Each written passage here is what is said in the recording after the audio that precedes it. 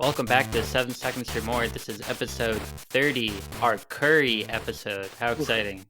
that is quite exciting. Curry, unfortunately, not looks like he might not be playing this Christmas game. We'll get into that in a little bit, but yeah, maybe top three point guard of all time. I would say maybe top one, but yeah, That's some disrespect to Magic. We're not going to get into that. We've talked about stuff a lot on the show, but again, episode 30, we're picking him as the player of the episode because he has now won 2 regular season MVPs, All-Star Game MVP, the first ever Western Conference Finals MVP, named after Magic Johnson, funnily enough, okay. the tie there, and he won his first Finals MVP, of course, this past finals, and he is the greatest shooter of all time, the leader of one of the greatest modern day dynasties, and without a doubt, one of the most influential players ever. Yeah, I mean, I guess he's got more Magic Johnson trophies than Magic Johnson does, so that is a stat you gotta keep in mind. Yeah, it's a shame. Bill Russell never won the Bill Russell Finals MVP. A tragedy.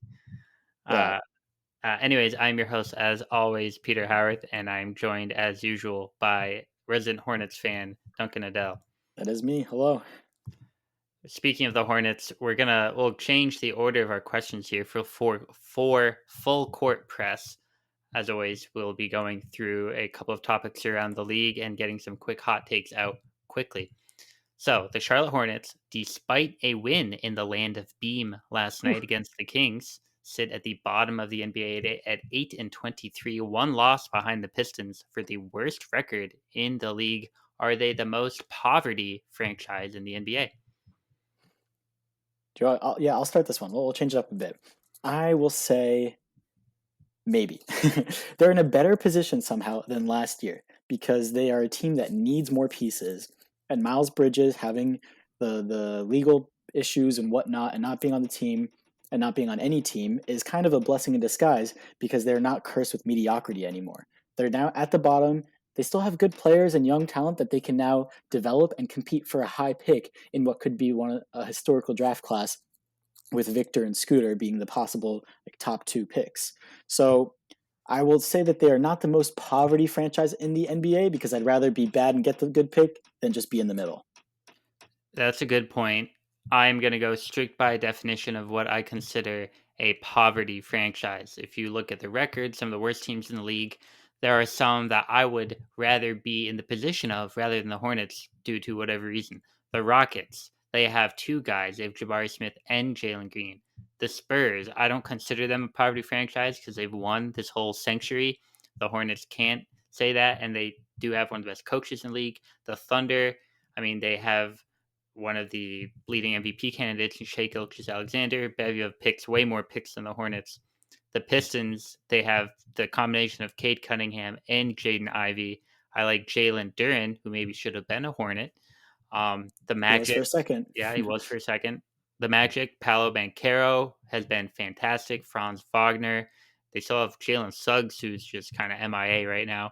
I would say the only other competition for the most poverty franchise would be the Wizards, who are paying Bradley Beal $50 million a year. They have everyone's favorite Tingus Pingus on an expiring contract, and they just have all these guys who kind of just stand around, all these young players. Rui, Corey Kispert, Johnny Yeah. Davis can't even play, Denny Avdia.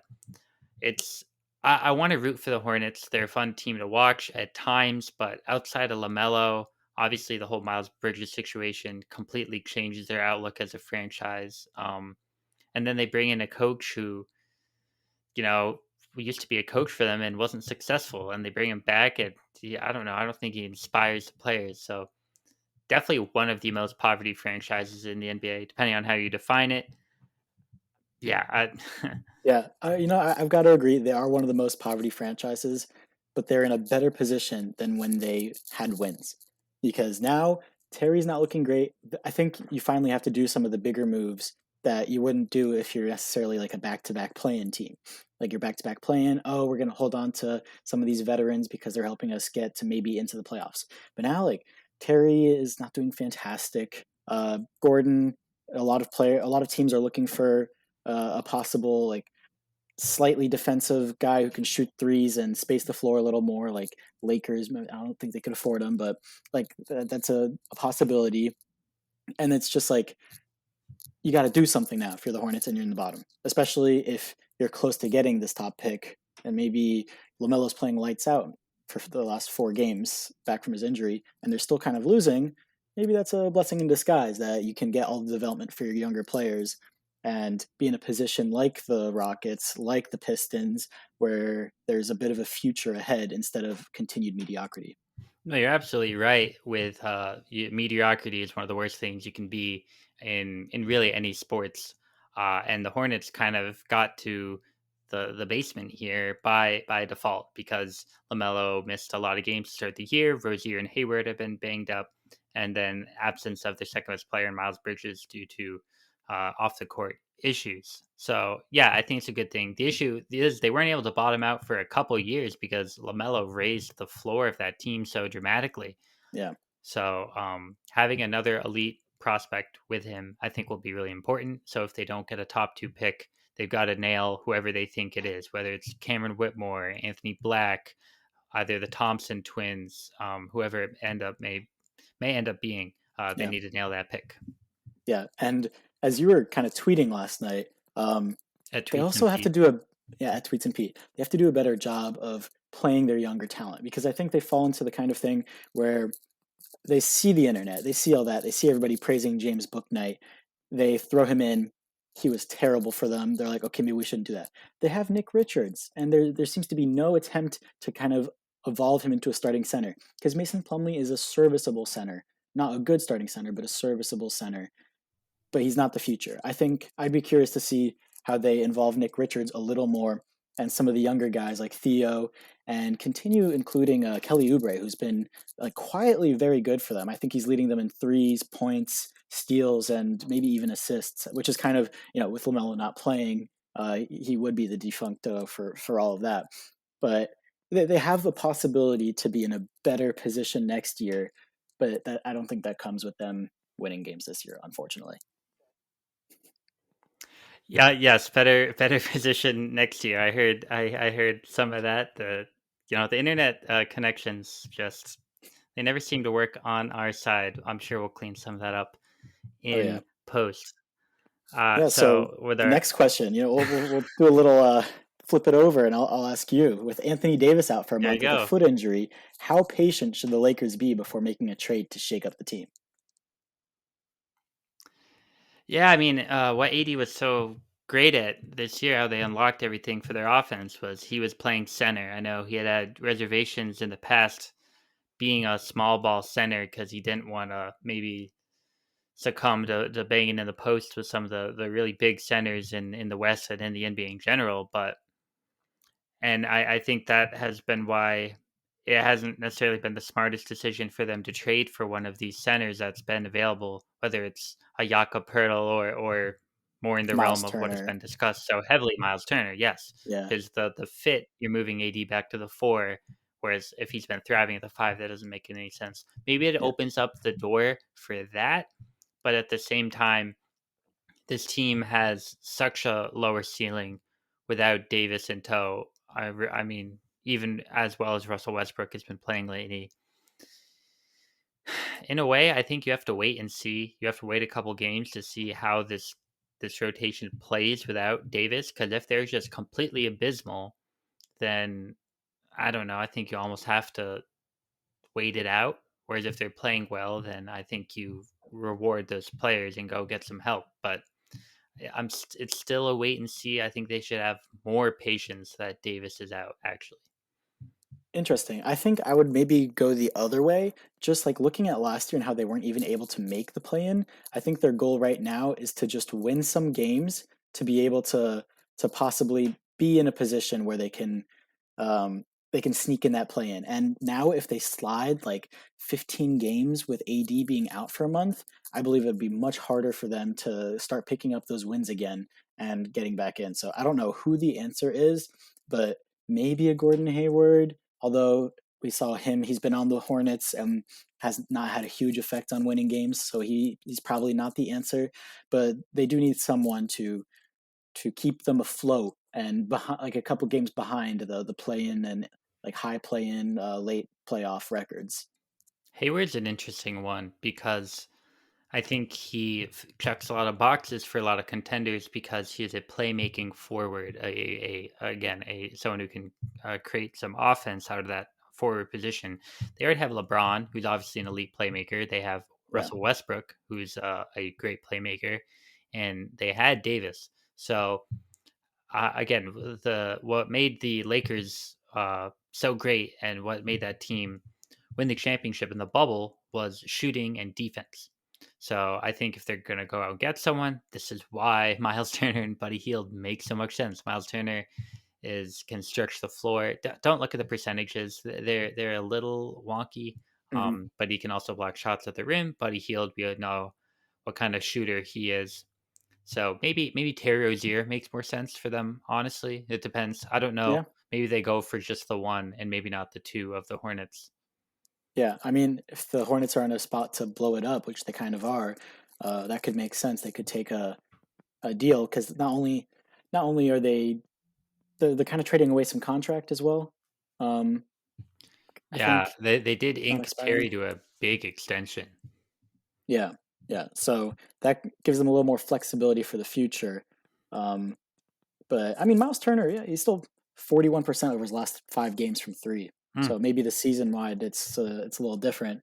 But he's and the 2.3 blocks. Oh, that might be season wide. Uh, He is one of the block leaders for sure for the season. yeah, yeah. Actually, yeah, his shooting for the season so far, 42% from three. I Which, take it back. I take it back. yeah, like sometimes he is a little lower in his career, or he's been a little lower in his career. And some games he'll shoot 2 for 8, like he did against the Knicks on Sunday, or he'll shoot like 3 for 3, like he did this other game. Like he's a kind of guy who could bridge that gap for them, even though it doesn't necessarily make sense with positionality when AD would come back. But like, yeah, but positionality is important. Like we see with the Timberwolves having like two big guy in the posts doesn't always make sense. Like I don't know. Like they're winning games without Rudy and Cat right now, and they've won more games without Rudy. So maybe it's just Rudy Gobert is not a winning basketball player, unfortunately, even though he's a rebound monster. It's ironic you say that because Rudy Gobert is. I think the book on him is that he's a great regular season player. He will lead your team to a lot of wins because he's a great shot blocker. He has that presence. But in the playoffs, then no one's scared of him. Then you're willing to take him out and play around him, and he's a tough guy to have in crunch time. Yeah, it's that drop coverage. It's I think Rudy and Ant. I think that combination would be good because Hmm. Ant still gets the full fledged unleash of the offense. He has a lob threat in Gobert, and Gobert still has his defensive presence. Again, Yeah, I don't know. I don't think they'll trade Karl Anthony Towns, who they just signed to a massive extension. But yeah, they can't. of course, trading for Gobert raises the question. It's a conversation that needs to happen, considering how underwhelming they've been. Yeah, I mean they have to make it work now. They have to. And we will see what they do. Edwards has been great lately. They've been able to get some unprobable, sorry, rather improbable wins over Dallas the other night. Luca ejected. Great transition actually to the thumbnail of this episode, Mr. Luka Doncic in a Santa hat, because we're going to talk about our Xmas X factors. That's right. With 5 Christmas Day games, we're going to rattle through each one in the order that they're being played and tell you what each team needs to do to win. Yeah, So starting off with the Sixers at Knicks at noon on Christmas. Maybe this one you think people will watch it. They'll be eating their Christmas. Do you eat like a Christmas dinner, or are you more of like a Christmas lunch? we're well, well, it's a dinner, but it's 4 o'clock. Yeah, yeah, kind of like Thanksgiving vibes. Yep, extremely Thanksgiving vibes. Although we normally do the Christmas turkey, but Ah, we hosted Thanksgiving this year, so we had our own turkey. So we're gonna go for the ham this year. gotcha. Yeah, well, maybe some of these players could go ham. Yeah, James Harden back. How do you think that will affect this game? Yeah, well, just some stats here to go through. Since Harden returned on December 5th, the Sixers are 5-1 impressively, and they Wow. lead the league in assist percentage, but they're 21st in assist to turnover ratio. And against the Knicks is pretty good defense, led obviously by that Thibodeau scheme. Harden and Embiid, I think they really need to trust their teammates to hit some open looks, keep the ball moving without obviously turning it over, as that assist to turnover ratio implies. But this should happen anyways because the Sixers, they're third in true shooting percentage over those Wow. last 6 games. They're hitting their shots well. They have a lot of spacing around Harden and Embiid. Again, they just need to trust those guys. Yeah, that's impressive. I'd wonder, like, for that true shooting, if it's inflated with two of the, I mean, I'm assuming free throw leaders of the NBA with Harden and Embiid. Um, but either way, like points are points, and if that true shooting is high, like you're getting the points one way or another. It's a good point, and with as many points as Harden and Embiid should score, the role of a George Niang or someone like that should be to just shoot uncontested corner threes created by a double team in the post from Embiid or a double team on a drive by Harden, something like that. So Yeah, again, they should have a high true shooting percentage. Again, third over the last 6. So yeah. Well, yeah, Embiid is leading the league. How many free throws do you think he's averaging per game? oh boy, I know Harden. He used to break records every year when he was in Houston for Hmm. free throws. I'm gonna guess he's around like 12, something like that. I don't know. 10.3. Yeah, pretty close, pretty close. And then, for whatever reason, you'd think it'd be more big men afterwards, but the next guys are Shea at 9.5, and then Giannis at 8. Mm. But then it's Trey Young, Luka Doncic, DeMar DeRozan, Jason Tatum, Kevin Durant, until Anthony Davis is like the next big man at 6.6 free throws per game. Hmm. Well, Shea, I will say about Shea, we've talked about him before. If you watch a Thunder game, Shea, I don't know how he does. He's a wizard at just getting downhill. He just Hmm. gets past any defender, and he's like 6'6", whatever he is, with his long arms. He Yeah, just draws contact so easily, and it's yeah. really impressive. Yeah, well, that was free throws made that I read off. So free throws attempted, Embiid is at 12, and Giannis is at 12.5. But his Oh, free throws okay, made is a okay, little okay. little lower. Yeah, okay. Well, that still checks out. There's still some of the best shooters in the league. Shea, I think, is above 90% free Oh throw yeah, shooting. So I will say about the Sixers Knicks game, the noon start. The noon start, it's always the game you have on while you're making the food. You don't really hmm, watch. What you do is you'll look and you'll be like, oh, that guy has some cool shoes on. Knicks are down by 15. Like that's about the purpose of the game. yeah, no, for sure. Well, it's interesting. Like I have slightly different perspective because in Europe there's a lot of NBA fans. For some reason, there's a lot of Sixers fans. I Hmm. think they're more like they like the East Coast teams better because it's easier to watch the games Hmm. because it's like at 1 a.m. instead of like 3 or 4 a.m. But I'd be wondering like if that's a big market game for the East Coast because like a New York team and a popular team for the 76ers, maybe for Embiid or whatever reason, some international. But the Knicks, I think they'll make it interesting because they have that 7 game winning streak. What do you think about that? Like, what do the Knicks need to do to beat this hot 76ers team? Yeah, well, but before we get into that, I just want to say we always talk about the international players, right? We talk about Luka, Jokic, like those are the guys we talk about. Embiid he's Cameroonian. He is. I don't know if he ever got the full eligibility, but he's trying to play for the French national team. Yeah, it's talked about in France. It's talked about in France. I was gonna say I would think that would help the international audience, certainly the European audience. Yeah, no, I'm on French Twitter, and some of these accounts that like are just covering the NBA in general. Embiid is one of the players they talk about the most, just because he is a possible like he's a quote unquote French superstar because Rudy Gobert doesn't really fill that role. But that'd be interesting. It's also funny because they kind of gravitated around him, I guess, because I think a ton of American fans. Maybe I'm. It is out of my place to speak for everyone here. Let me know. Tweet at me, whatever you want to do, if you disagree. But I feel like a lot of fans don't like Embiid because he's just kind of like selfish and arrogant. I mean, he's a good player and he Yeah, does lead the Sixers to good results, but it's if he's not on your team, it's kind of hard to get behind him. Unlike yeah. maybe Luca. And I think it's just personality too. Like we see Luka and Giannis, and it's easy for them. Like they're goofy, they're funny, whatever. And Embiid, maybe he just like takes it more seriously, and that's why he comes off as whiny because he's like more like talking about how like he didn't like this or didn't like that. And I don't know. I think he definitely deserves to be in that upper echelon of international guys like them. 100% agree.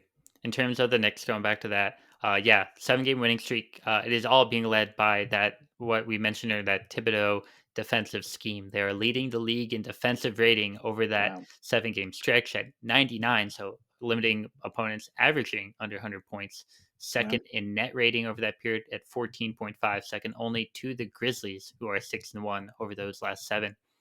So again, one thing I think is really important is that Joel Embiid, last time the Knicks played at home against the Sixers, Embiid set his career high in free throw attempts. I think it was 27 or 29. I was Was at that the the game you game. were at? Yes, it Yeah. was awful to watch. So He boring. kept going to the line. So I do think the Knicks have to try to avoid that so they can play the rotations the way they want and get the matchups the way they want. Because the Knicks, they play a ton of players. Thibodeau plays a deep bench. It's very frustrating for me to watch at times because I'm like, I want Emmanuel quickly to get more run. I want Obi Toppin to get more of a run. But Yeah. instead, hey, he has to put Randall back in. He's playing well. He's playing well. He has to put Derrick Rose back in, whatever it is. But yeah, definitely they need to stay out of foul trouble when guarding Joel Embiid. Yeah. Yeah. And just like kind of where you're talking about like the limiting to 100 points. I might take a fat under on this game Mm. because just a couple games ago. Oh no, I'm looking at date European style. But the Knicks, the 76ers are like pretty even and over under this season. So I'm interested to see like they seem to kind of play to the defense versus the other way around. But no, I'm interested to see what that line is set at.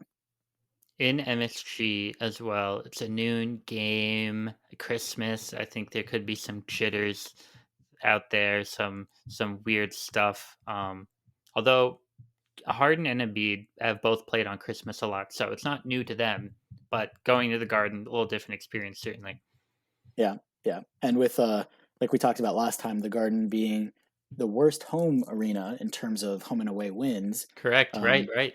it could be time for the 76ers to show out and like, New York City, Christmas in New York, like it's a different vibe. So it'll be cool to see what happens there and I think MSG might fill up on that day.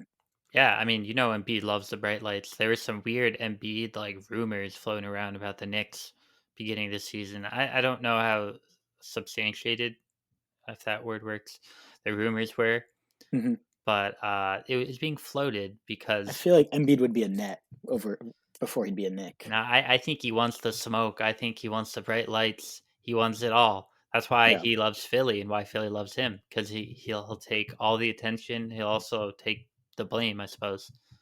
yeah, that's true. That's true. So let's jump ahead to the 2:30 p.m. game, which I definitely will not watch. I'll definitely watch the highlights later. Lakers at Mavericks. Yeah. Well, we talked about AD being out with his foot injury. The Lakers, they recently got blown out against the Suns. They sat the small three, I'll call them, Russ, AD, or I guess AD's out, but yeah, Russ and LeBron were sat. They got out rebounded 51-38. Of course, the second the Lakers do like slightly like under that slightly underperform. All the trade rumors come out. The GM got interviewed and they asked, "Oh, are you going to trade AD?" And he's like, "I'm not in the front office." So I Total think lie. there's some total lie.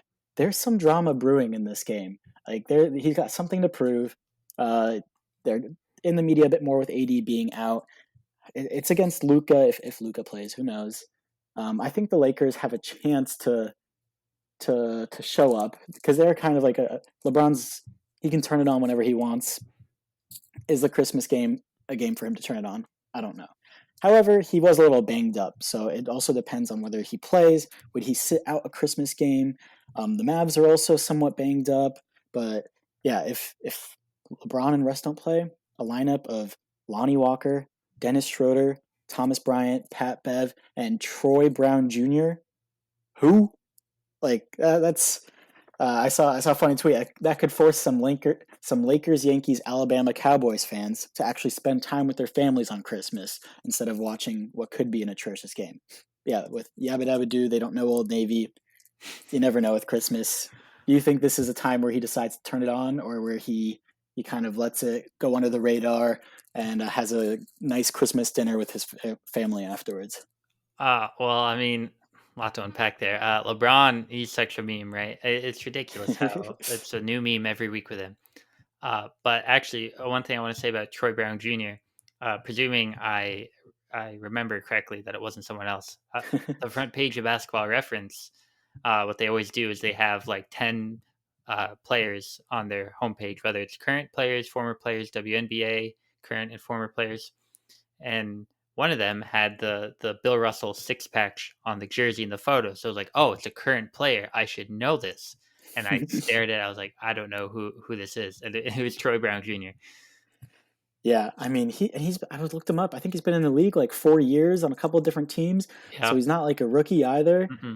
But it would be tough for him on Christmas, and especially with the Mavs. Like they're also a question mark team. I feel like they kind of play to the matchup. They they had four players listed as questionable before their 10-point loss to the T Wolves: Bertans, Luca, Tim Hardaway Jr., and Dwight Powell. I think Luca and Dwight wound up playing. Maybe Tim Hardaway too. I don't think Bertans played. I could be fact checked on that, Mm. but they also have some help that has arrived. Busted knee Kemba Walker. He's got some instant offense off the bench. He's so far in the 4 games, I believe. He's played with the Mavs. He's 15 points per game, 3 rebounds, 4 assists with a 57% true shooting. I don't know. There could be something a brewing, although I feel like it'd be very situational to see this game wind up being entertaining. Very situational. Obviously, the Luca LeBron duel is the featured headline here. What I Hmm. will say about LeBron, I think there's a zero shot he sits.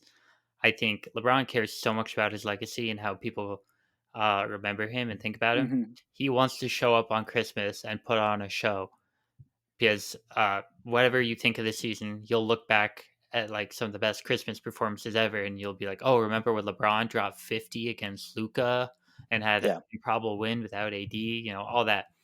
Yeah. I think Luca has a similar thing with his image. Like, if you see his TikTok, how many players on their TikTok are posting their own highlights? Like, Luca is like just posting his highlights, like that poster dunk he had against like Eubanks and some other guy. Like, was it Eubanks? I think it was Eubanks. I think he subscribes to the Tom Brady school of social media, where I Yeah. think he just has like a department, a team that runs his whole thing. Yeah, because some of his posts, I'm like, what the Did you see heck? that whole AI thing he had going?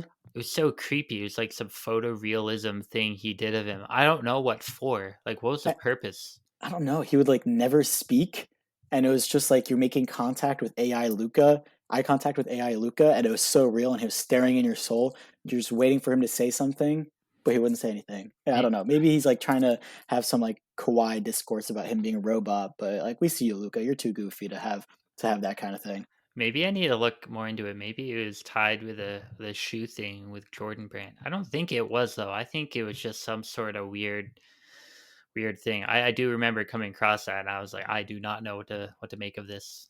Yeah, but I do think that both teams will be letting the offenses blow by them because the Lakers have 120 defensive rating without AD, making them, I think that would be the worst defensive rating in the league if that continues. And the Mavs are 10th in offensive and defensive rating. So I think, you know, it could just be an over kind of game, 120 to 135 kind of result. And we'll see like offense sells, lots of posters. LeBron will be going all out. Luca will be going all out. Yeah, this one, I, I don't know if you even have it on in the background if you're eating dinner or if you're at the appetizer with your like family and friends. Like you might not make it to watching this game. No, and I know everyone does Christmas a little different, or whatever holiday they celebrate in this time of the year. But I think if I'm gonna go through some of the games so far, I think the Sixers Knicks. I think you have that on as you wait people to come to your house or relatives, or you're driving to visit the relatives, right? Yeah, So you have that on. Then you get there, maybe check the final score later, and then you're talking and stuff, maybe getting ready for the meal. Lakers Mavs, not happening, not no. happening. And then you finish up the meal, maybe you sit down, open some presents. That's when you're tuning in Bucks Celtics on in the background. Ooh, I think this is the best matchup of the game. With of the day. everybody possibly of the day. Yeah, this is the Christmas present that we were all waiting for. Eastern Conference finals, semifinals, Semi. a rematch. What do you think's going to go on with this? Boy, I don't know. I think it was I can't remember anymore. I just saw like a YouTube poll about it or something, but it was like last year, 2 years ago, Bucks Celtics played on Christmas in the Garden. Celtics had a big lead. I do that a lot recently, and they blew it. They collapsed. Bucks came back, and so this will be if the Celtics can get back to what they were to start the season, because the Celtics are 1-4 over their last five, only win being that dramatic comeback over the Lakers. They, Yikes! they still had AD. That was the AD Lakers. And then Celtics most recently, they had back to back home losses against the Magic. Oof! And over that stretch, they have the worst offensive rating in the league. But back to them trying to get back to what they were to start the year, they are still number one in the league in offensive rating because that's how good they were. No matter what this 5 game stretch is for them, Wow. it's crazy. What do you think is the cause of this 5 game slide? It's been weird watching them. Their shot selection, they're shooting a lot of threes still, but it's not within the flow of the offense. They're forcing threes early in the shot clock, and they're not making them. As you can see, 28th in true shooting percentage and 29th in effective field goal percentage over their last Wow. five. So I think they need to move the ball more, get back to playing that unselfish form of team basketball. It helps if Jason Tatum plays, who missed last game due to a personal reason. Very, very mysterious. Yeah. And then last point for the Celtics, I think they really need to stay disciplined against Giannis. They got to be pretty good at that in the semifinals, but they need to stay out of foul trouble against him, because if you get guys in foul trouble, you're going to throw rotations off, and that messes with the way Joe Mazzulla has been for them this year. He's been really good at finding the right times to insert Peyton Pritchard and Luke Cornett, Blake Griffin, some of these deeper guys on their bench, inserting them at the right moment to provide the right spark for the team, whatever they Hmm. need. So if you get into foul trouble, I think you're going to mess stuff like that all about, and not a situation they want to be in. Yeah. It kind of feels like the Celtics are going through like almost like the Baker Mayfield cycle, you know? Hmm. Have you seen that thing where he's like underrated, like so underrated he becomes overrated and then he becomes properly rated and back to underrated? I think they were like pretty underrated and then they must have seen like we're the best at everything, we're the best at everything. They have the one loss against the Warriors and they kind of fall to shambles. Like their identity of playing disciplined basketball has seemed to slip a little bit. But I mean, Christmas, the big lights at home against like a semi rival. Maybe the Bucks are kind of a rival. Giannis is a bit of a rival right now. Yeah, I'd say so.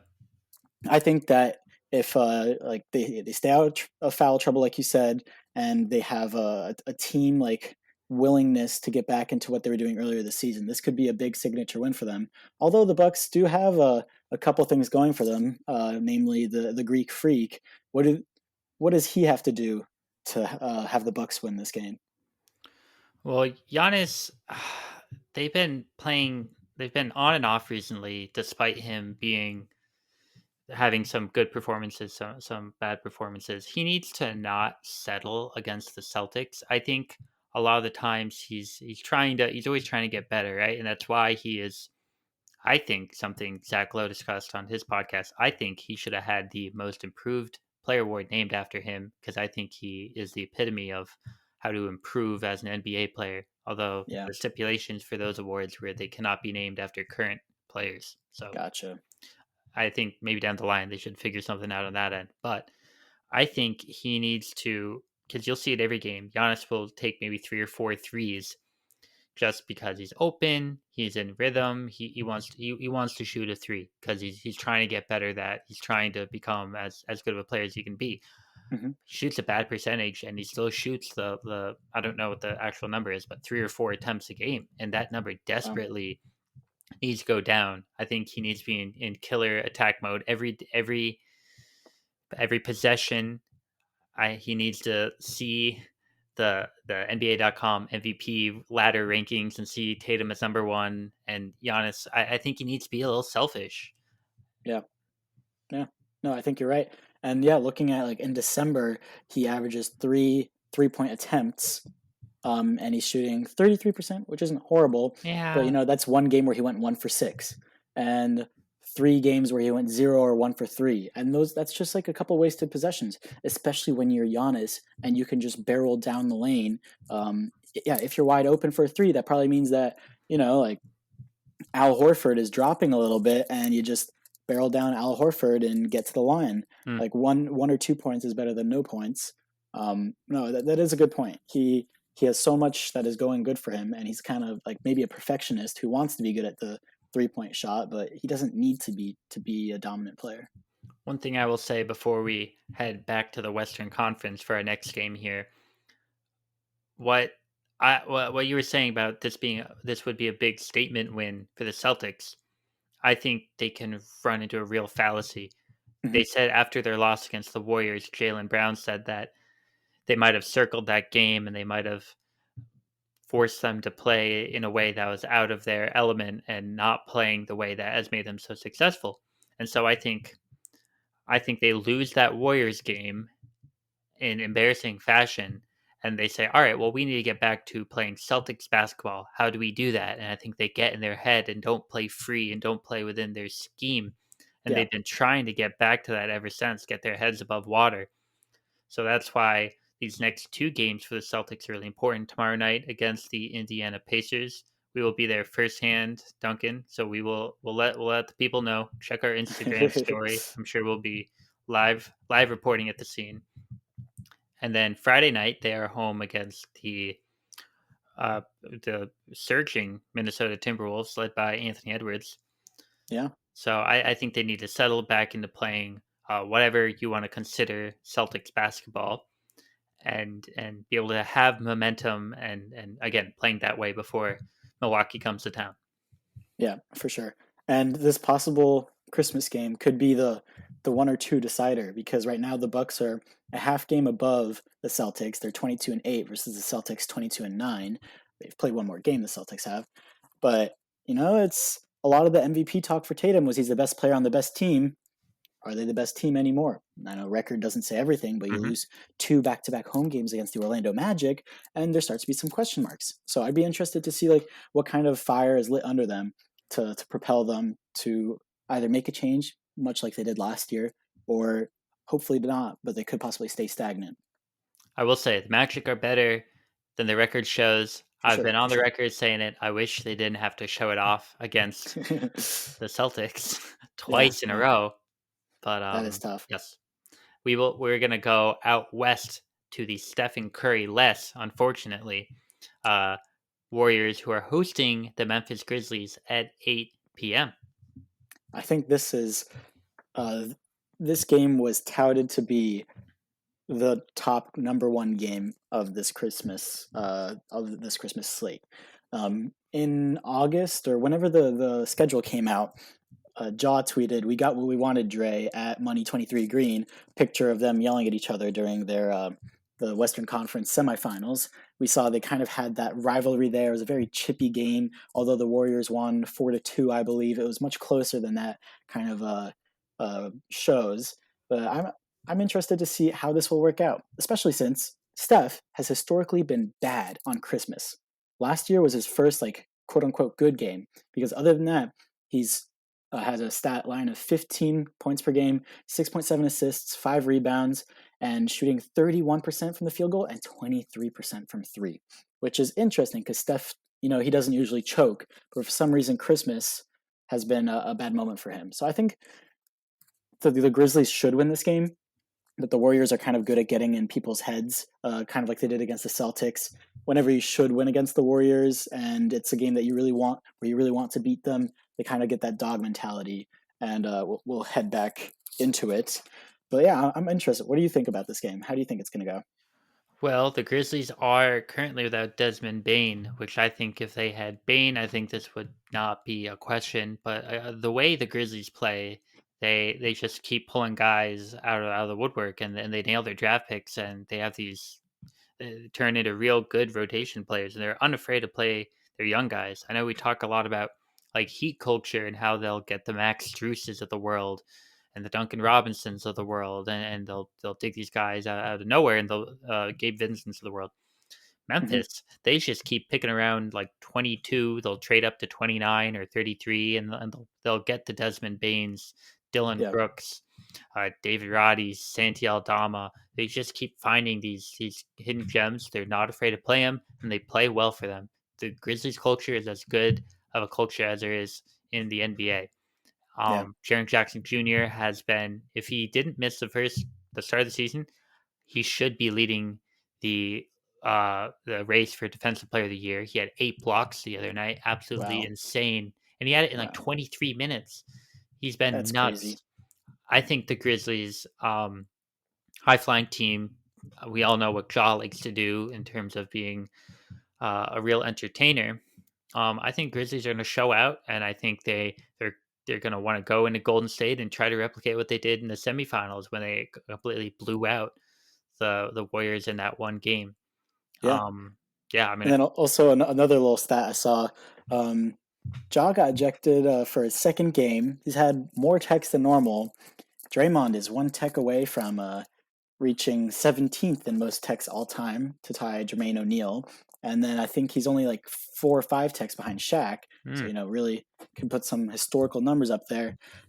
This game's going to be chippy, even if it's not the highest level basketball, with maybe Steph being out and the Warriors kind of underperforming sometimes. I think it could be an entertaining game to watch in that primetime slot. definitely should be. Although, again, stuff being out hurts. But Jordan Poole has really picked up the slack. He's been Yeah. very, very good, very entertaining player for them. Obviously, Dante DiVincenzo, he is out with an illness tonight, but he Oof. has assumed the backup point guard role for them, and he's been really good, actually, stuffing the stat sheet with rebounds, assists, and stocks. He's been good.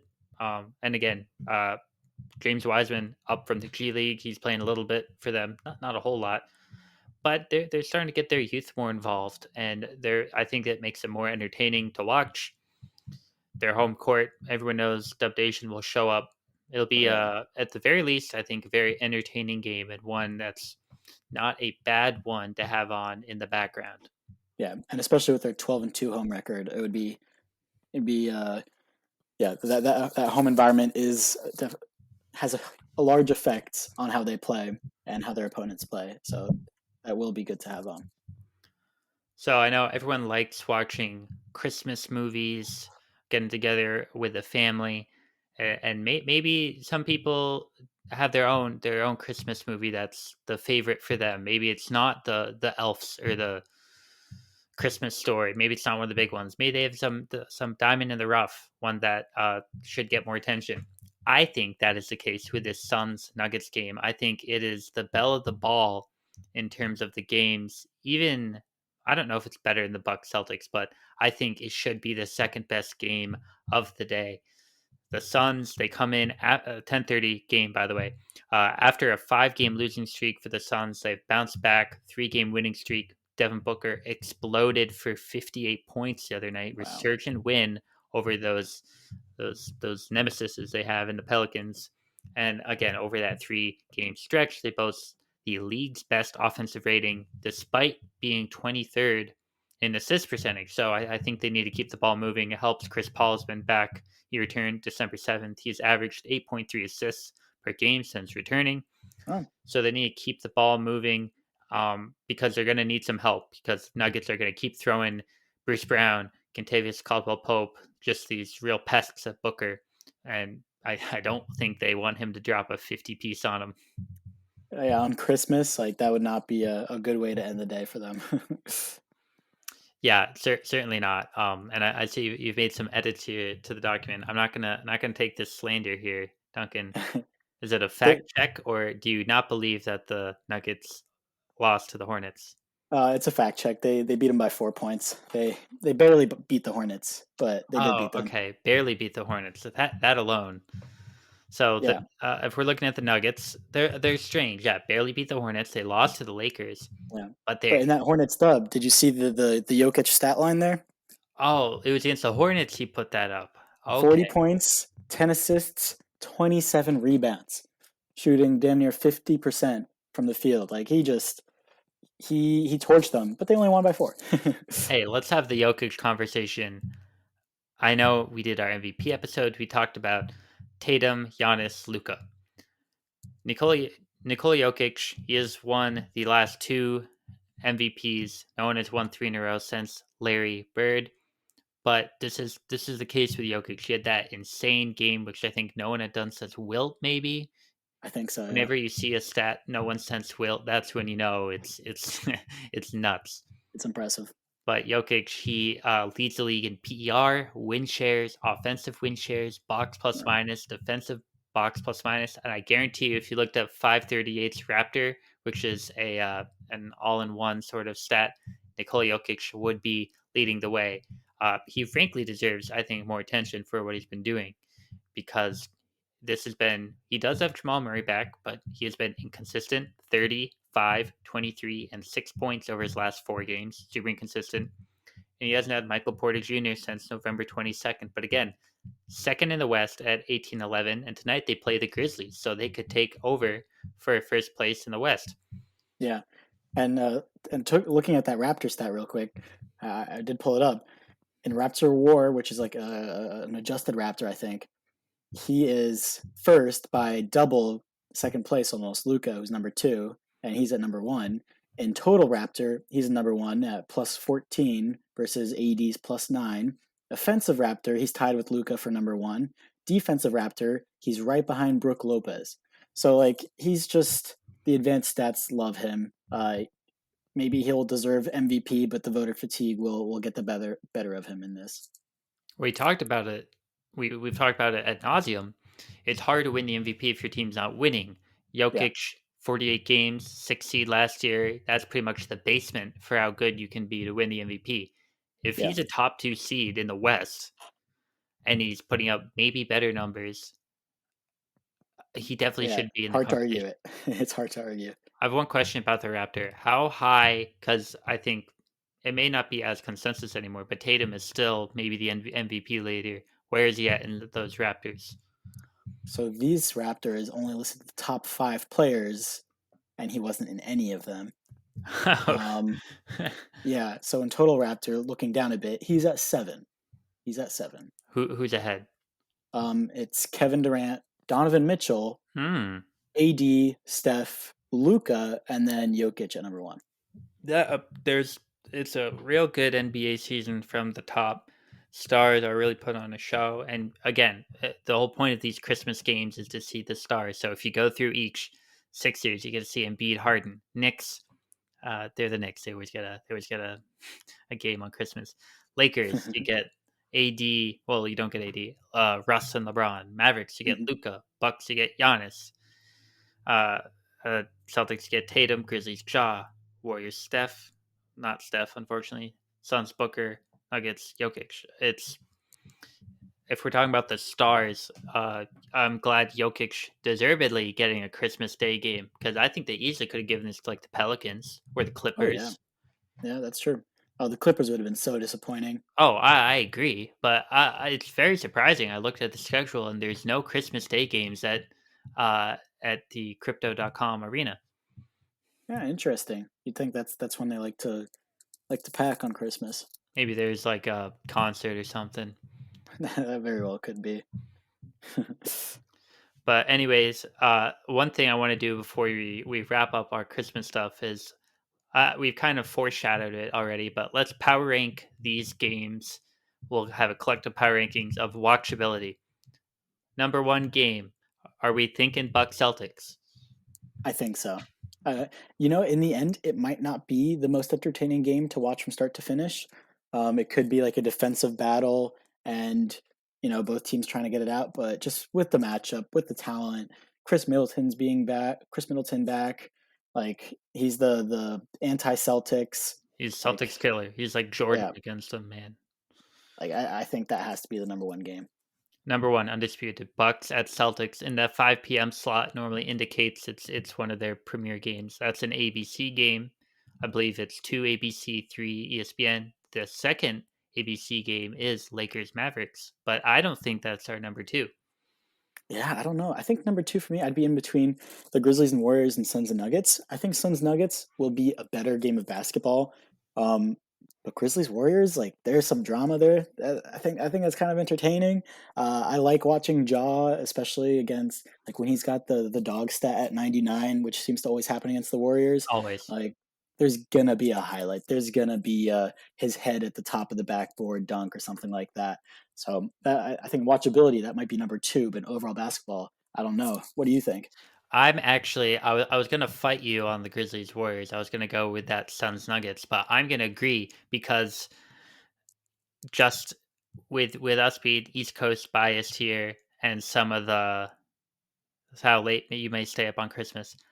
I'm not watching the 10:30 game. I'm sorry. It may happen. I might watch like a quarter.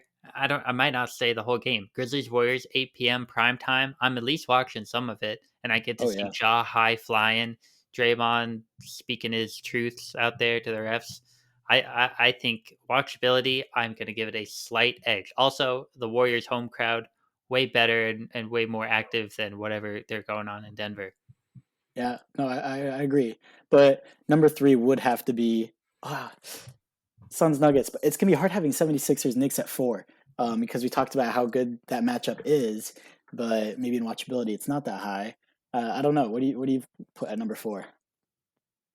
Well, are we agreeing Suns Nuggets at number three? Oh shoot, number three. Yeah, number three. I have to go Suns Nuggets Yeah, just for the basketball itself. I think it might be the most revealing game in terms of maybe what's going to happen with the Western Conference here. Of course, I it think is good. Grizzlies Warriors would be very illuminating for that, but obviously Steph Curry is hurt. Um, Suns Nuggets. I think if you haven't had a chance to watch some of these teams due to West Coast or maybe Nuggets aren't on national TV as much as they should be. To be honest with you, Yeah, but if you haven't had a chance to watch them, I think it's a great opportunity. 10:30 on Christmas. Suns Nuggets. yeah, I agree. So number four, I guess we gotta go. It's gonna be Oh man, yeah. I'm sorry. Sixers Knicks, you're fifth. I can't do it. I can't do it. Oh Are wow. you gonna do them fourth? I think so. I think MSG with the lights up, Pete Davidson. I feel like that's a game he goes to for whatever reason. Probably. You're probably right about that. Uh, But although Luca is much more fun to watch, I just the have to watch. 76ers, if you're not from Philly, like who cares? I think it's what you said about going the under. It's just gonna be a slog fest. You're gonna see him beat at the line. Like, no one likes to watch. I had Joel Embiid on my fantasy team for about 3 days, and so I watched one Philly game, like, with intent, and it was one of the worst experiences I've ever had. Yeah. I have You know, to go Lakers, Mavericks, because I'm telling you, LeBron's gonna go full yabba dabba dabba doo, and Luka is gonna show up in Dallas. You're gonna see Mark Cuban yelling on the sidelines. I have to just bump it above. Even if I might not actually watch it, I think it's a more watchable game. I will agree with you. However, if Russ is in the starting lineup with for whatever reason, and he starts to be Russ without AD there, then I might turn that game off real quick. If it's Russ jacking up threes, trying to get back from like a 12-point deficit, I don't know how long I could possibly watch that game. But Luca and LeBron is a good matchup. I think it definitely the Luka LeBron, the Lakers Mavericks. I think it has potential to be really bad and not watchable at all. But I'm gonna go for the ceiling pick here, high ceiling, low floor sort of game. Yeah. Oh, so interesting little tidbit here. What do you think Luca's record is against LeBron in his career? Luka's record against. They've played a total of 8 times. Okay, because they played two a season. This is Luka's fifth year in the league. Ah, boy. Duh, I don't know if you have this on hand. Has this all been with the Lakers for LeBron? Um, I can check that real quick. Hmm. Uh his Luka's It first. has been all the Lakers. Okay, okay. I'm gonna go. I don't know, so I'm gonna go an even 4-4. 2-6. LeBron has won 6 of those matchups. Wow. I mean, they probably have had the better team a fair amount of the time, but Hmm. yikes. Yeah, Luca beat him in 2019, and most recently last season in 2022. The two Dallas wins, were they in Dallas? Yes, they were. Haha, alright, I'm going Were they? Dallas. Actually, no, they were not. No, Oh, they were not. they've Reading it back. However, they've only played in Dallas twice before, interestingly enough. that's doesn't seem right, normally it'd be half. Yeah, according to StatMuse, Mhm. it's only been at Dallas twice, Yeah, I which is mean, I'm interesting. not gonna call StatMuse liars, but But very interesting. LeBron against the Mavs has in the against Luca has averaged 35 or no 27 points in 35 minutes, 9 rebounds, 9 assists, 2 steals, point 0.3 turnovers. He's only had 2 turnovers against Oh them. my goodness. Um, or is that the blocks? That is the blocks. Point 0.3 blocks, Okay, okay. four turnovers. But shooting 53% and 42 from three. I was gonna say, wow, that's a really good stat. I'm No, telling you, no. 2 turnovers in, like, 3 games? Or less rather? Oh my god. Um, So that might just be like LeBron average numbers, maybe slightly above average at 27 yeah, points. I'll just go I'll go Dallas. I'll defer to the home crowd. Luka showing up for those Texans. Yeah, I would go Dallas as well. They're without AD. Played it. They sat a game without AD. It's still going to be kind of new for them, although maybe maybe not that new because it seems to happen a lot. Well, hey, underrated storyline here. I always associate the Christmas with the NBA, but we're gonna have football, 3 football games on Christmas this year. Wow, Yeah, which ones? so we're everyone's favorite, the Broncos at the Oh my Rams. gosh. You're gonna have Green Bay at Miami. That's okay, I guess. Yeah, And you're gonna have Tampa Bay at Arizona. I think Green Bay, Miami. So that's at 1 p.m. uh, Which oh, game is that oh, during? we can fit that in during Sixers Knicks. Yeah, I would watch Green Bay, Miami over Sixers Knicks, especially if you're in your fantasy like finals. Uh, I would definitely watch that one over it. Broncos Rams. I don't know. No, I can't 4:30. watch. Definitely I not. cannot watch. Who like Brett Ripien against Baker Mayfield? No, and then Tom Brady against Colt McCoy or Trace McSorley. Actually, maybe I do need to watch that. Over Grizzlies Warriors. Nope, nope. Second Yeah. screen, back for the commercials. Yeah, I think yeah, that's definitely second screen. NBA slate is definitely better, but I feel like NFL is hard to guess because maybe at the beginning of the season that sounded really good, They but all right look now, good, pretty much. Yeah. I mean, yeah, the if you looked at the reigning quarterbacks, MVP, reigning champs against Russell Wilson, the Tom Brady against the high octane offense of the Cardinals, hmm, Packers Dolphins. Yeah, I guess it looks good in theory. well, I'm sure if you look at the viewership, the ratings, it's the NFL probably blow the NBA out of the water. It's just how it goes. Yeah, more people watch it, that's for sure. And again, only the two are on ABC. So on, like free uh public television, Lakers, Mavericks, and Bucks, Celtics. Everything else is ESPN, which is cable. Of Gotcha. course, we all know, there are other ways to support your team.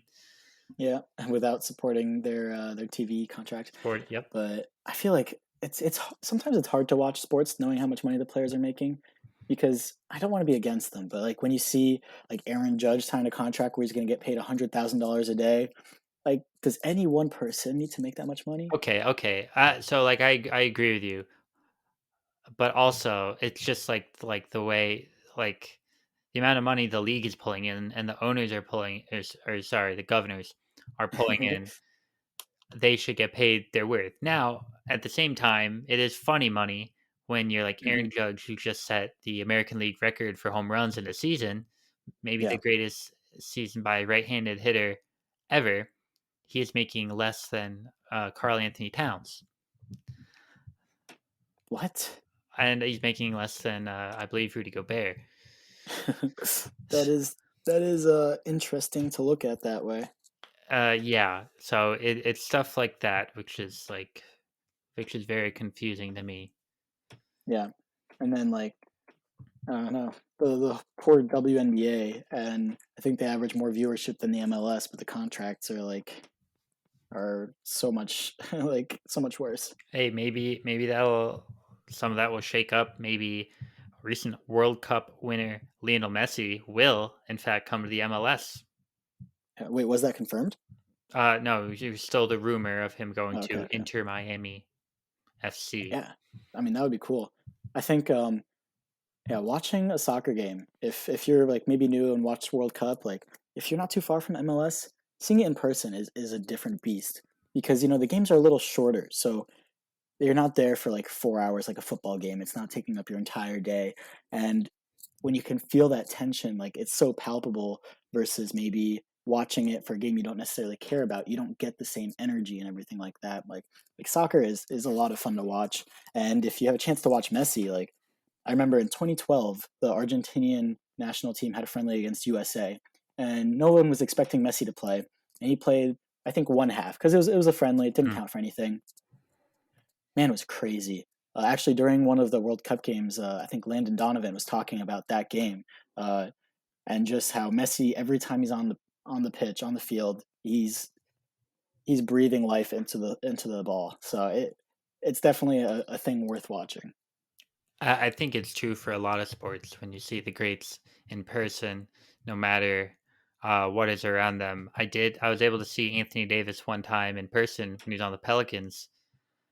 And you look at the stats and you look at the numbers and you're like, yeah, Celtics should trade for him. Yeah, he is probably one of the best players in the league. And then you Hmm. see him in person and just his stature and the way he changes the gravity of the defenders and everyone else.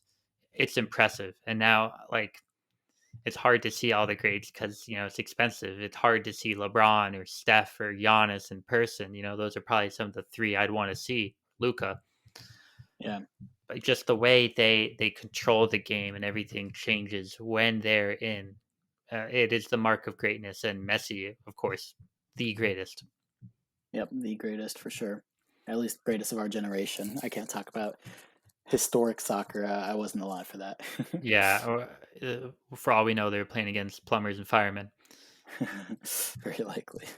So we will wrap up this episode by reading last week's poll results. Of course, if you listen to us on Spotify, you can click the episode description, scroll down, vote in the poll, and also answer our Q&A. And if you don't listen to us on Spotify, good for you. Thank you for listening over an hour into the episode anyways. I'm not even going to ask for you to vote. It's fine. Like if you made it this far, good for you.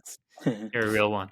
So, last week we did our episode discussing the New York and LA teams. Perfect timing with the Knicks and the Knicks and the Nets being on 7 and 6 game winning streaks, really Yeah, surging. impressive. Kings of New York. But so we asked which LA or NY team will finish with the best record. It was tied Clippers and Nets.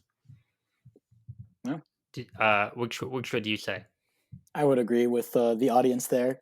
Um, yeah, Clippers and Nets. Lakers, they don't win games.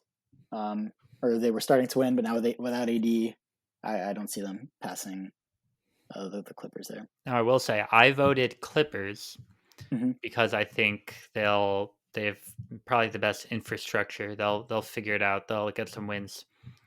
I'm really tempted to change and go for the Nets. I mean, just the ceiling that Durant produces. Say what you want about Kyrie Irving. There's a lot to say, but he teammates love him. Teammates have always loved Kyrie. And he Hmm. had that his first buzzer beating game winner in his career. Oddly enough, considering how clutch of a player he is. Um, Yeah, Against the Raptors the other night, crowd was pumped. Teammates were pumped. They also had that big win the other day when they were missing like their whole team. Uh, dare I say they're starting to figure it out. Jacques Vaughn has got them. Something's in the water in Brooklyn, and yeah. you know what? As much as we put them in their own tier, the Brooklyn Nets tier in our preview, I buy what they're selling at the moment. That's why we put them in that tier because they had the tools to finish like 12th in the East or like third in the East. And KD over his last five, averaging like 33 points. He's a different monster. Being completely slept on in the MVP race. You can blame us as well. When we only talk about 3 MVP candidates, you can't get to everyone. Yeah, yeah. Also, did you see in Detroit the jumbotron when Kyrie was shooting his free throws? No, I did not. They had a globe, like a round globe, and they wished their crowd happy Hanukkah every time he was shooting free throws there. Does he not believe in Hanukkah or something? I think they were just like adding his anti-Semitic Oh, remarks and things like that. oh my God! I like didn't associate it for a second because he has in the past he said how he I'll say it the nice way he doesn't like Thanksgiving or he directed some anger towards Thanksgiving. I was just it's hard to keep track of him. You know, maybe I didn't know if it's something about Hanukkah, but yeah, certainly the anti-Semitic views tie Yeah, in there. yeah, but he missed his first free throw in his last 5 games.